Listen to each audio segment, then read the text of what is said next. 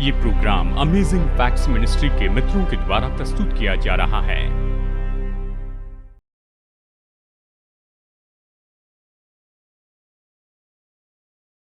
वाक्य और माथे पर के चिन्ह के बारे में कहा जाए तो आपके मन में क्या विचार आता है? सभी लोग अपने आप इस तरह से सोचते हैं। खैर, अंतिम दिनों में माथे पर कुछ भी नहीं चाहिए।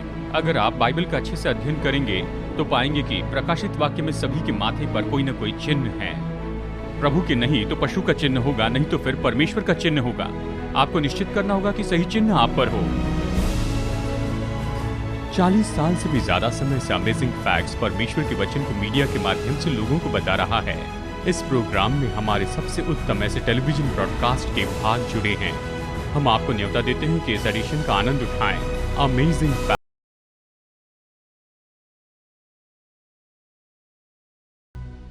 आज का हमारा प्रेजेंटेशन इस विषय के बारे में है और इसे आप देखेंगे। यह है 1,44,000 लोग, जिसे आप पाएंगे प्रकाशित वाक्य अध्याय 7 और अध्याय 14 में, और परमेश्वर की मुहर।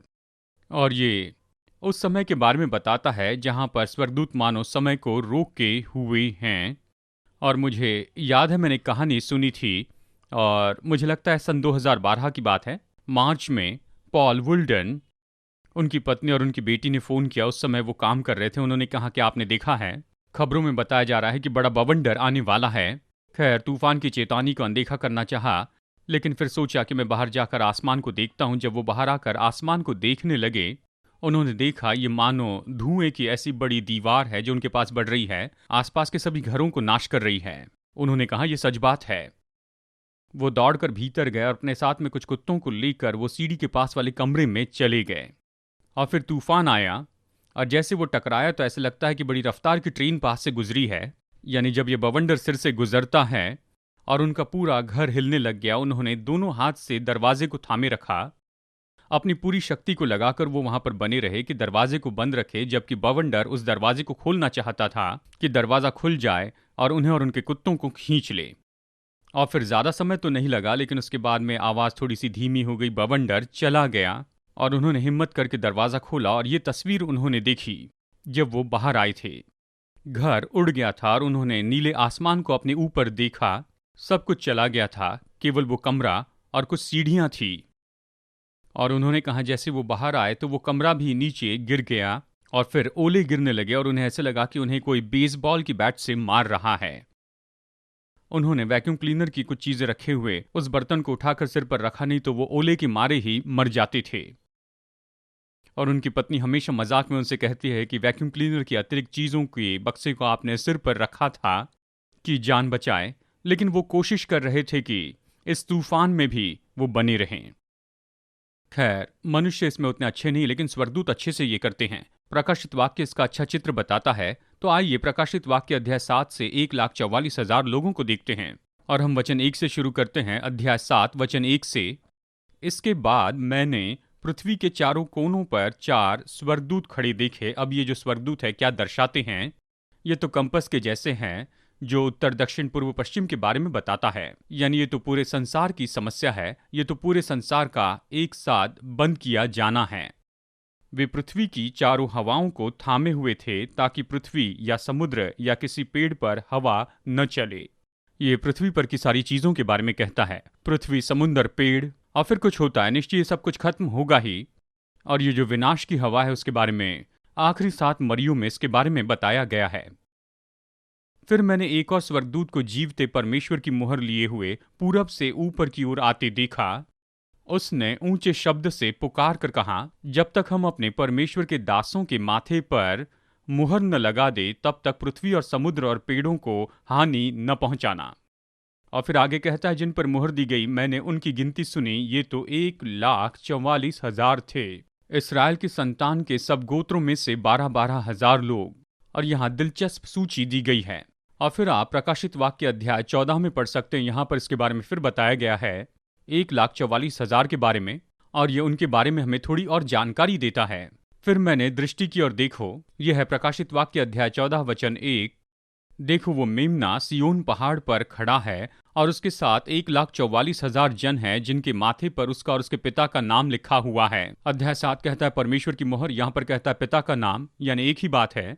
और स्वर्ग से मुझे एक ऐसा शब्द सुनाई दिया जो जल की बहुत धाराओं और बड़ी गर्जना का सा शब्द था। जो शब्द मैंने सुना मानो वीणा बजाने वाले वीणा बजा रहे हो। वे सिंहासन के सामने और चारों प्राणियों और प्राचीनों के सामने एक नया गीत गा रहे थे। उन 1,44,000 जनों को छोड़ जो पृथ्वी पर से मोल लिए गए थे, कोई वो गीत न सीख सकता था। ये वे हैं जो स्त्रियों के साथ अशुद्ध नहीं हुए, पर वे कुंवारे हैं। इसका मतलब क्या है? ये वे ही हैं कि जहां कहीं मेमना जाता है वे उसके पीछे हो लेते हैं। ये तो परमेश्वर के निमित्त पहले फल होने के लिए मनुष्यों में से मोल लिए गए हैं और उनके मुंह से कभी झूठ न निकला था। वे निर्दोष हैं। ये कहता परमेश्वर के सामने ये निर्दोष हैं। और फिर ये अगले वचन के भाग में जाता है जो कि इससे संबंधित है, लेकिन हम यहीं पर रुकेंगे। यानी यहाँ 1,44,000 है। अवश्य ये बहुत ही महत्वपूर्ण समूह है। अध्याय 7 उनके बारे में बताता है, अध्याय 14 उनके बारे में बताता है। ये प्रभु के करीब हैं, उन्होंने खास मोहर पाई है। अब खास करके अगर आप किसी से बात करें प्रकाशित वाक्य और माथे पर के चिन्ह के बारे में, तो सबसे पहले क्या विचार आता है? हर कोई अपने आप बस यही सोचता है कि अंतिम दिनों में माथे पर कोई चिन्ह नहीं चाहिए। अगर कोई माथे पर चिन्ह लगाना चाहिए तो दूसरी ओर भागिए। लेकिन अगर आप बाइबल का अध्ययन करें तो आप पाएंगे कि प्रकाशित वाक्य में हर एक व्यक्ति के माथे पर कुछ न कुछ चिन्ह है। अगर प्रभु के नहीं तो पशु का चिन्ह होगा, नहीं तो फिर परमेश्वर का चिन्ह होगा। आपको निश्चित करना है कि आप पर सही चिन्ह हो। और ये तो केवल परिचय की बात थी, तो चलिए अभी अपने कुछ सवालों को देखते हैं जो 1,44,000 और परमेश्वर की मुहर के बारे में बताते हैं। पहला सवाल, प्रकाशित वाक्य हमें क्या बताता है जिसके कारण हम इन 1,44,000 लोगों के बारे में अनुमान लगाए कि वो कौन थे? बहुत सी बातें हैं। सबसे पहले ये बताता है कि इसराइल के 12 गोत्रों में से 12,000 लोग।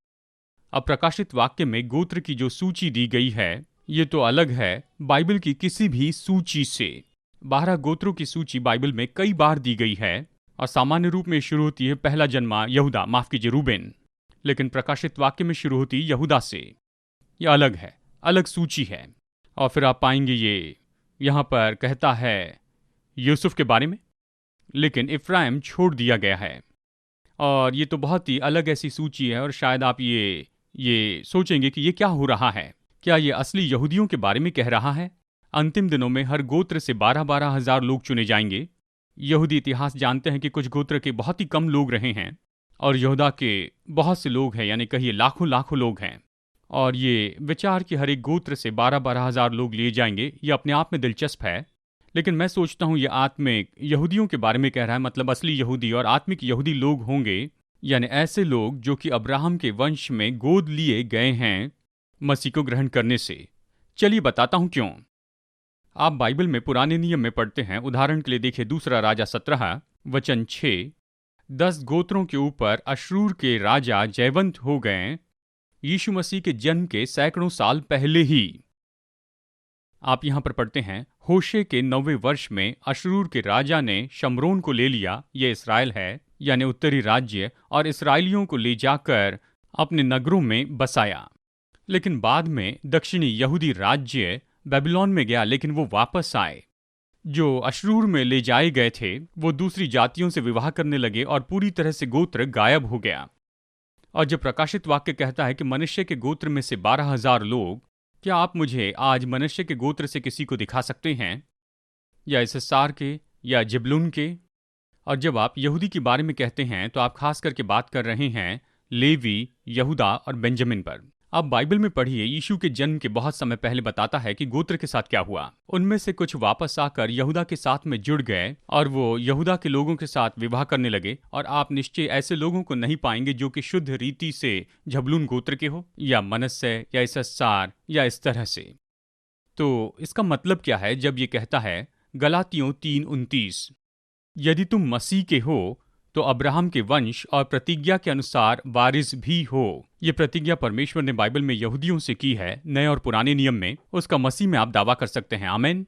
ये अद्भुत प्रतिज्ञा है। पौलुस ने कहा यह नया नियम है। पौलुस रोमियो 2:28-29 में कहता है, क्योंकि यहूदी वो नहीं जो प्रकट में यहूदी है, और न वो खतना है जो प्रकट में है और देह में है, परंतु यहूदी वही है जो मन में है, और खतना वही है जो हृदय का और आत्मा में है। ये यीशु और यूहन्ना बपतिस्मा दाता का संदेश है। उन्होंने अपने यहूदी भाइयों से ये कहा, अपने मन में ये नहीं कहना कि परमेश्वर हमें उद्धार देगा क्योंकि हम अब्राहम के संतान हैं। परमेश्वर योग्य है कि अब्राहम के लिए पत्थरों से संतान उत्पन्न करें, यीशु ने कहा बहुत से लोग पूर्व और पश्चिम से आएंगे और राज्य में सहभागी होंगे और अब्राहम, इसहाक, याकूब के साथ जुड़ जाएंगे, मतलब अन्य जाति के लोग आएंगे और स्वाभाविक संतान यानी हम विश्वास नहीं करेंगे उनमें से कुछ अंधकार में चली जाएंगे। और इसलिए नया नियम बहुत ही स्पष्ट रूप में बताता है कि अब सुसमाचार तो सब तक पहुंचता है कि अब जो भी चाहे, यानी परमेश्वर पक्षपात नहीं करता है। तो यहाँ 1,44,000 का जो विचार है, इसके लिए डीएनए टेस्ट होना जरूरी है। लेकिन बाइबल में ऐसा नहीं। परमेश्वर इस तरह से फर्क नहीं दिखाता है। अगर आप अब्राहम के वंश के हैं तो प्रतिज्ञा के अनुसार वारिस भी है, ठीक है। तो ये सूची क्यों दी गई है और प्रकाशित वाक्य अध्याय 7 में ये सूची इतनी अद्भुत क्यों है? और मैं आपके सामने कुछ पढ़ूंगा। जानते हैं जब हिब्रू लोग किसी का नाम रखते हैं तो उसका कोई अर्थ होता है। आप ये कहानी पढ़ते हैं, याकूब की 4 पत्नी थी और फिर यानी पहले एक थी बस राहेल और फिर लिया और फिर बिल्हा, जिल्पा, उनकी नौकरानियां। और हर समय याकूब का ध्यान आकर्षित करने के लिए लड़ती थी। जब भी गर्भवती होती, बच्चे को जन्म देती, तो माँ उस बच्चे का नाम रखती और उसके लिए एक वाक्य कहती, क्योंकि हिब्रू में नाम का कुछ अर्थ होता था। यहूदा का मतलब है मैं प्रभु की स्तुति करूंगी। चलिए इसे मैं स्क्रीन पर आपके लिए रखता हूँ। रूबेन का मतलब है उसने मेरी ओर देखा है। गाद यानी उसने अच्छा भविष्य दिया। आशिर मतलब मैं खुश हूँ। नप्ताली मतलब मेरा युद्ध करना। और मनस्से कि उसने मुझे ये सब भुला दिया। ये कहता है शिमोन मतलब परमेश्वर ने मेरी सुनी। लेवी मेरे साथ जुड़ा है। इस्सार मुझे खरीदा है। जबलून यानी निवास। यूसुफ यानी परमेश्वर मुझे और देगा। और बिन्यामीन मतलब मेरे दाहिने हाथ का पुत्र। अब यही तो बात सबसे बहुत ही अद्भुत है कि अगर आप इन नामों को ले और प्रकाशित वाक्य में जिस तरह से इनके नाम बताए गए इसे एक साथ जोड़े तो इसका यही अर्थ होता है। मैं परमेश्वर की स्तुति करूंगा क्योंकि उसने मेरी ओर देखा और उसने मुझे अच्छा भविष्य दिया है। मैं खुश हूं कि मेरा लड़ने वाला परमेश्वर मुझे सब कुछ भूलने दे रहा है। परमेश्वर मेरी सुनता है, वो मेरे साथ में जुड़ा है जैसे कि विवाह में जुड़ा हो। उसने मेरे लिए निवास स्थान तैयार किया, मैं तुम्हारे लिए स्थान तैयार करता हूं। और वो मुझे अपने दाहिने हाथ का पुत्र देगा, मतलब मसीह। उद्धार की ये पूरी कहानी तो बस नामों में ही बताई गई है। जिस तरह से प्रकाशित वाक्य में बताया गया, ये छुटकारे की कहानी है। क्या ये सुंदर नहीं है? इसलिए बाइबल इतनी अद्भुत किताब है। ये 1,44,000 खास वस्त्रों के बारे में बताती है। बाइबल कहती है उन्होंने अपने वस्त्रों को मेमने के लहू से धोकर श्वेत किया है। ये बताता है कि वो मसीह की धार्मिकता से ढाके गए हैं। ये बताता है कि वो अलग गीत गाएंगे। इसका मतलब ये नहीं कि आप उनके संगीत को समझ नहीं सकते क्योंकि ये उनका गीत है। मतलब वो तो अनुभव में से होकर गए हैं, जैसे कि इस्राएली लोग मिस्र में से गए थे और वो छुटकारे का गीत गा रहे थे मरियम की अगुवाई में। और उनके 40 साल के अंत में मूसा ने गीत लिखा जो कि उनके भटकने के बारे में बताता है और कैसे प्रभु ने मदद की। कई बार गीत के लिए हमें उस गीत का अनुभव होना जरूरी है। जैसे मानो हम क्वायर को सुन रहे हैं। मैंने क्वायर को सुना था, वो तो निग्रो स्पिरिचुअल थे और जिस तरह से लिखा गया था शायद उन्हें वैसे गाना नहीं आता था क्योंकि उन्होंने वो अनुभव नहीं पाया था जिसके कारण ये गीत लिखा गया था। क्या आप समझ रहे हैं? यानी वो उस अनुभव को नहीं पा रहे थे जो कि 1,44,000 ने पाया। कोई इसे सीख नहीं सका। क्यों? क्योंकि ये तो ऐसे लोग हैं जो कि बड़े महान क्लेश में से होकर बाहर आए हैं। वो मेमने के पीछे बहुत ही करीबी रीति से चलते आए हैं। ये कहता है वो नया गीत गा रहे थे और ये कहता है जहां भी मेमना जाता था वो उसके पीछे चलते थे। खैर मैं बता दूं, अगर वहां पर आपको मेमने के पीछे चलना है तो फिर आपको यहां पर मेमने के पीछे चलना होगा। और आप ये नहीं कह सकते कि मेमने के पीछे चलने के लिए मैं स्वर्ग में जाऊंगा। आप वहां नहीं जा सकते जब तक कि उसके पीछे अभी न चले। विश्वासी तो मसीह के पीछे चलता है। और ये कहता है वो कुंवारे थे। ये तो मजबूत बात है। क्या इसका मतलब यह है कि वो सभी स्त्रियां हैं? ग्रीक में शब्द तो स्त्रियों के बारे में दिखाया जाता है। याद रखिए प्रकाशित वाक्य कहता है कि बेबीलोन की ऐसी बेटियां थी जो कि वेश्याएं थी, विश्वासघाती थी। और 1,44,000 ये कहता है कि उन्होंने स्त्रियों से खुद को अशुद्ध नहीं किया था। ये कहता है कि वो तो सच्चाई के भाग थे, वो तो अशुद्ध नहीं थे। बेबीलोन के दाख मधु के द्वारा ये शारीरिक संबंध के बारे में नहीं कह रहा है, बस ये कहता है कि वो शुद्ध समूह के थे क्योंकि वो यीशु की शिक्षा पर विश्वास करते थे, झूठी शिक्षा के द्वारा शुद्ध नहीं हुए। और जो कुछ भी हम आपको 1,44,000 लोगों के बारे में बता रहे, जानते हैं इसे समझने की चाबी क्या है? वो दर्शाते हैं आधुनिक दिनों के प्रेरितों के बारे में। अब देखिए नए नियम में हम देखते हैं कि यीशु ने अपने लिए 12 चेले चुन लिए और उसने कहा कि मैं चाहता हूं कि तुम संसार तक मेरा संदेश पहुंचाने वाले हो जाओ। केवल उन्होंने उद्धार नहीं पाया था, वो तो अगुओं का खास समूह था। प्रेरित अध्याय 2 में पवित्र आत्मा के उंडेले जाने के पहले यहूदा मर गया था और पतरस ने कहा कि हम तो अभी केवल 11 लोग बाकी रह गए हैं, हमें किसी और को जोड़कर 12 पूरे होना है। और जब यहूदा की जगह किसी और को रखते हैं, अगले ही वचन में पवित्र आत्मा उतरता है। केवल 12 लोगों ने पवित्र आत्मा नहीं पाया था। ऊपरी कोठरी में 120 लोग वहां थे और उन्होंने जो किया उसके कारण 3000 लोग उसी दिन बदल गए। इससे हम अगले सवाल की ओर जाते हैं। यीशु के आने पर क्या केवल 1,44,000 लोग ही उद्धार पाए होंगे? अगर आप गणित करें तो ये बड़े दुख की बात होगी, क्योंकि अब इस संसार में 7 बिलियन लोग हैं, 7 बिलियन से भी ज्यादा लोग हैं। और यदि केवल 1,44,000 लोग ही उद्धार पाएंगे तो उद्धार पाने का आपका मौका 50,000 में से एक का ही होगा। और ये तो फ्लोरिडा की लॉटरी से बेहतर है, क्या जानते हैं?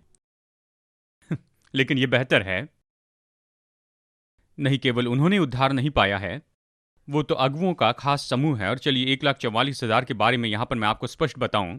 जिस तरह से यीशु के 12 चेले थे और यीशु जहां भी जाता था वहां वो जाया करते थे, जो उसके साथ खास संबंध रखे हुए थे वो उसके साथ गाए। जिस तरह से बाइबल में हम देखते हैं यीशु ने बस यही गाया, उन्हीं के साथ गाया। दूसरी बार भी वो गाया होगा, लेकिन बाइबल में एक ही बार इसके बारे में बताया कि यीशु ने गाया। क्रूस पर जाने के पहले वो 12 प्रेरितों के साथ में गीत गाता है। उन्होंने प्रभु के साथ गीत गाया, विशेष गीत।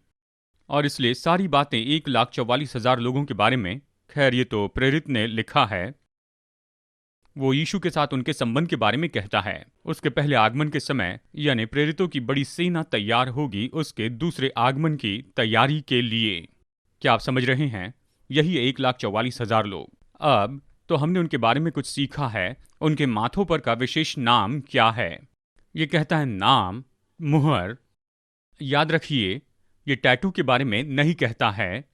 आप पूरी बाइबल में यानी पुराने नियम और नए नियम में पाएंगे कि ये हाथ में और माथे पर ही है, मतलब आपके कामों में और विचारों में। व्यवस्था विवरण 5 में मूसा 10 आज्ञाएं फिर से बताता है। व्यवस्था विवरण 6 में कहता है इन्हें अपने हाथ पर चिन्ह के रूप में बांधना और तेरी आंखों के बीच टीके का काम दे। ये क्या है? माथा है। यानी प्रभु की व्यवस्था आपके दिल में हो। एक और चिन्ह है, हाथों पे मतलब क्रियाओं में, माथे पर मतलब आराधना या विचारों में। चलिए बहुत स्पष्ट रूप में देखें। अगर आप अंतिम दिनों में परमेश्वर की व्यवस्था को रखेंगे अपने क्रियाओं में, अपने मन में, तो पशु का चिन्ह नहीं लेंगे।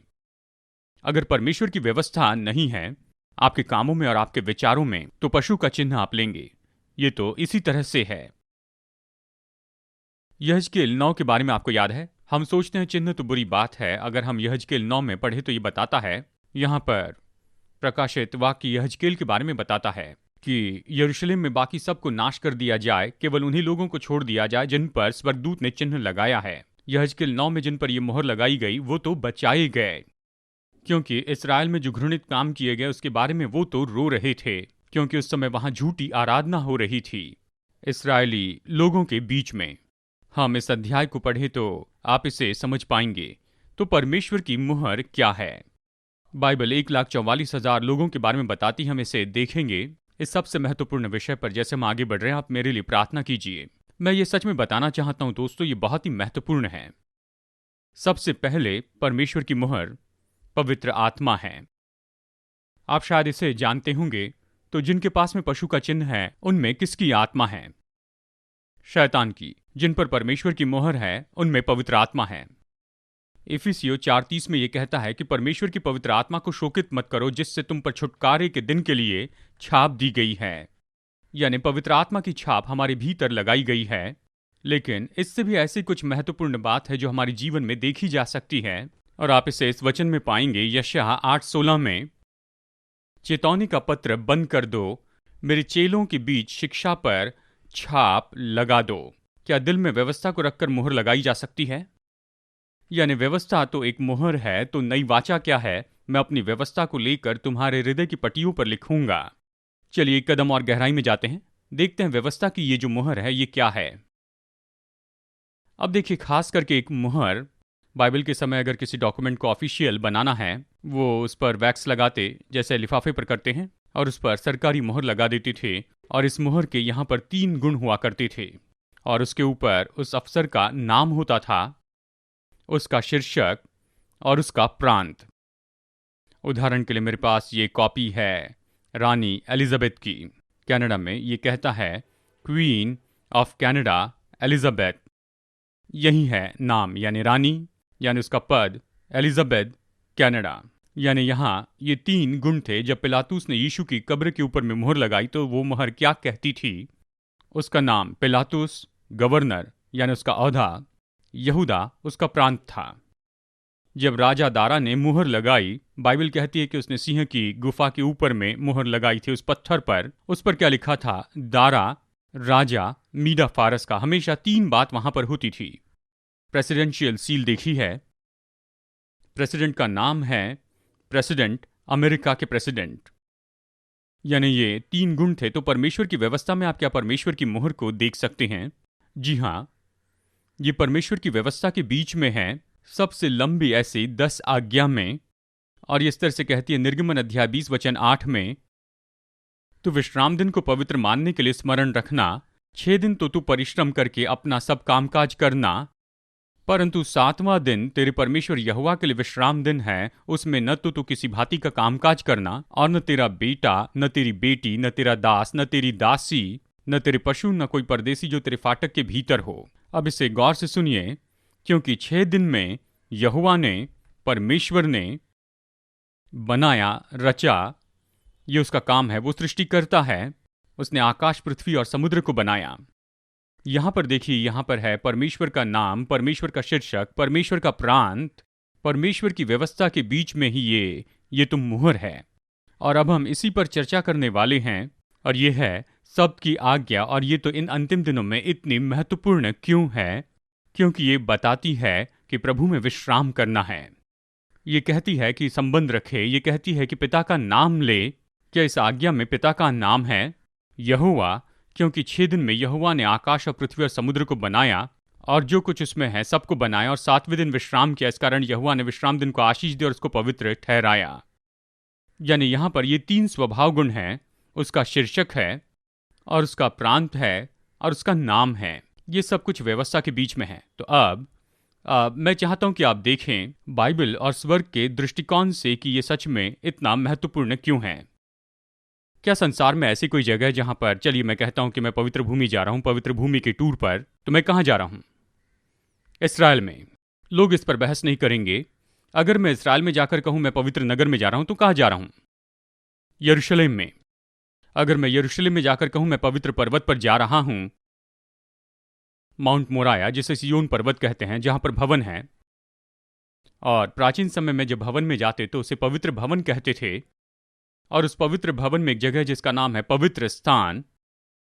लेकिन इस पवित्र स्थान के अंदर एक भीतरी कमरा है जिसे महापवित्र स्थान कहते हैं। और उस महापवित्र स्थान में केवल एक ही जगह है, और वो क्या है? वाचा का संदूक, सोने का बक्सा। आपने इसके बारे में सुना, ये सोने का बक्सा जो आज भी नहीं मिला है। सोने का बक्सा इस देश के लिए इतना बड़ा खजाना क्यों हो गया है? और उसमें क्या है? 10 आज्ञाएं हैं। और इस 10 आज्ञा में क्या आप पवित्र शब्द देखते हैं? कितनी बार? एक बार। कहां पर? सबकी आज्ञा में। क्योंकि परमेश्वर चाहता है कि हमें पवित्र बनाए। और जीवन तो समय में बंधा है। परमेश्वर प्रेम है, समझ रहे हैं? समय के बिना प्रेम नहीं कर सकते हैं। पत्नी इसे पति से ज्यादा अच्छी तरह से समझ सकती है। शायद आप कहें मैंने कुछ भी नहीं किया, लेकिन फिर भी आप वहां पर दिन भर अपने कंप्यूटर पे ही काम करते रहें। खैर, अब ये बातचीत ऐसी नहीं होती है। लेकिन मैं तो यहीं पर था, ये तो उत्तम समय नहीं था। यानी हम बस ऐसे रहते हैं, लेकिन क्या हम उत्तम समय बिता रहे हैं? क्योंकि प्रेम तो हमेशा उत्तम समय बिताना है। जब परमेश्वर ने सृष्टि को बनाया तो उसने सृष्टि को बनाया और बहुत ही उत्तम समय उसने बिताया कि उसके साथ हमारे संबंध को बढ़ाते जाए। अगर आप प्रभु से प्रेम करते हैं, अगर आप उसे जानते हैं, तो उसकी आज्ञा मानेंगे, उससे आज्ञा मानेंगे और प्रेम करेंगे। शैतान चाहता है कि उस उत्तम समय को बर्बाद करे, परमेश्वर और लोगों के बीच के प्रेम के संबंध को बर्बाद करे।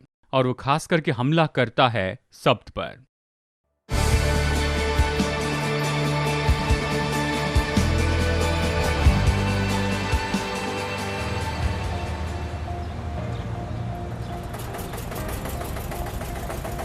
60 साल से भी ज्यादा समय से जिप्नी यहाँ पर फिलीपींस में सड़कों के राजा के रूप में रहे हैं। ये ऐसी अद्भुत गाड़ी है जिस पर ये सुंदर स्टिकर और सब कुछ लगाया गया है।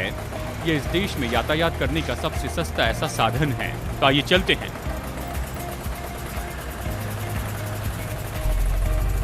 ये प्राचीन 4 व्हील ड्राइव की मिलिट्री की गाड़ी जिसे विलिस कंपनी ने बनाई, जिसे जीप के नाम से जाना जाता है क्योंकि ये सामान्य उपयोग के लिए बनाई गई थी।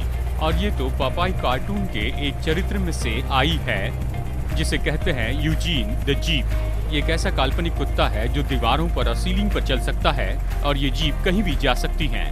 जब दूसरे विश्व युद्ध के बाद में अमेरिकन फिलीपीन से जा रहे थे तो उनके लिए सस्ता था कि अपने इस मिलिट्री की गाड़ियों को यहीं पर छोड़ दे, इसके बजाय कि इसे अपने साथ अमेरिका में लेकर जाए। यहाँ के रचनात्मक फिलिपिनो लोगों ने उन्होंने इस गाड़ी को मॉडिफाई किया और इसकी फ्रेम को लगभग 6 फीट और लंबा किया और इसके अंदर अच्छे सुंदर बेंच लगाए जो एक समय में 18 लोगों को एक साथ लेकर चल सकते हैं और इस पर अच्छी छत लगाई जिससे पानी भीतर न आ सके।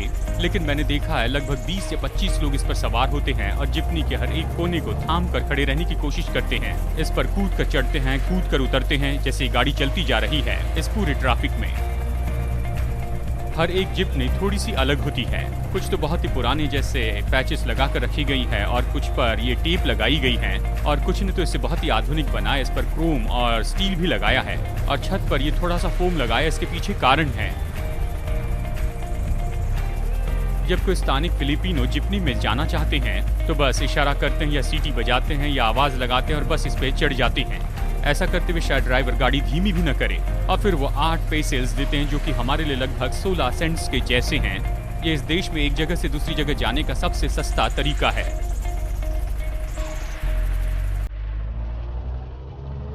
कुछ जिप्नीज में पूरी तरह से अपने खुद के इमरजेंसी क्लिनिक होते हैं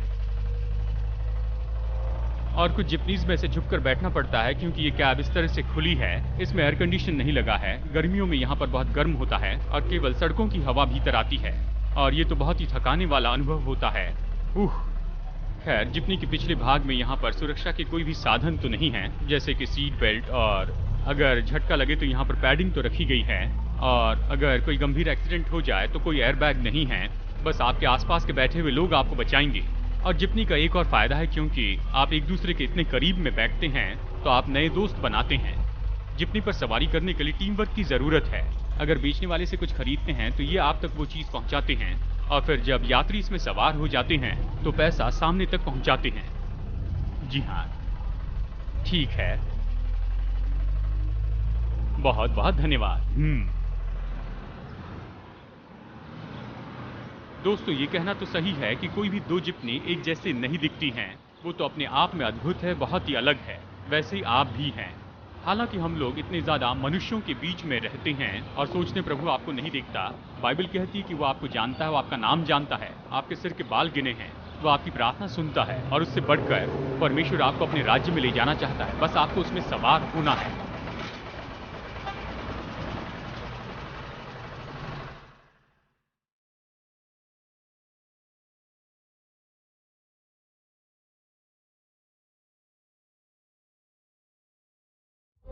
ये प्रोग्राम अमेजिंग फैक्ट्स मिनिस्ट्री के मित्रों के द्वारा प्रस्तुत किया जा रहा है।